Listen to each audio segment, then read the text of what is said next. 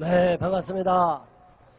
여러분, 우리나라를 볼 때 민주국가라고 말하고 있고 전 세계도 민주국가 중에서도 민주주의, 다수결주의가 이루어지지 않고 있습니다.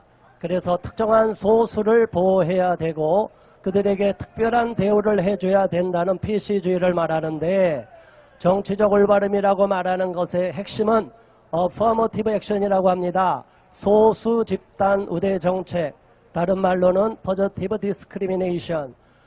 자기들은 긍정 차별을 한다는 거예요. 다수가 권익을 갖고 있기 때문에 소수를 앞세우기 위해서 무조건 보호해줘야 된다고 하는 겁니다. 여러분이 앞에 나와 있는 내용을 한번 보시기 바랍니다. 영상을 한번 올려주세요. 변희수라는 고인이 된 하사가 있습니다. 화면을 올려주세요.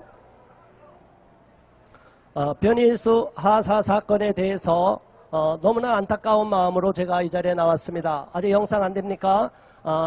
트랜스젠더 본인이 군대에 가서 남자로서 군대에 갔는데 군대에 가서는 오히려 나는 성 정체성에 혼란이 있다 해서 우리 안 됩니까? 그러면 제가 그냥 쭉 말하겠습니다.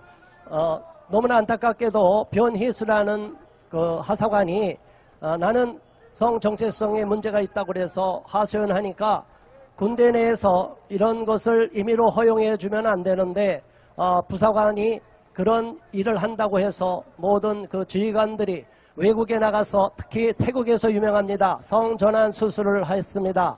여기에서 성전환은 요즘은 성기 제거를 수술하지 않고도 나는 트랜스젠더 메일이라고 해서 나는 피메일이라고 하고 메일이라고 해서 성전환 수술을 하지 않고도 막 그렇게 주장하는 분들이 있는데, 그러나 이 변희수 하사는 성기를 다 제거를 했습니다. 자, 그래서 여성으로서 호르몬 주사도 맞고 유방도 나오고 그러니까 여성으로 인정을 해달라는 것입니다.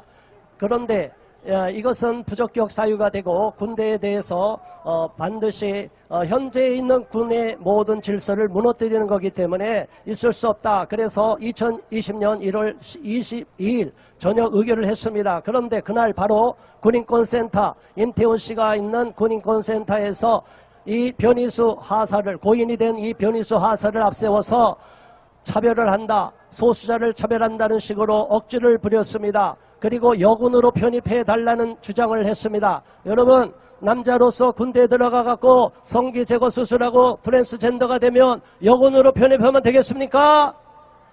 자, 그런데 여기에는 심각한 내용이 쭉 있는데 나중에 영상으로 따로 자료를 올리겠습니다. 트랜스젠더가 주장했는데 너무나 안타까워서 결국은 인정을 받지 못했습니다. 그래서 전역 처리를 했는데 여기에 자살을 했습니다. 자살하고 나서 모든 정치권이 이 하사를 순직 처리를 해줘야 된다고 주장을 하고 국방부에 있는 전공사상심사위원회에서 이 사람을 순직 처리를 해서 이제 국립묘지에까지 안장을 시켜라고 주장하고 있습니다. 이게 말이 됩니까?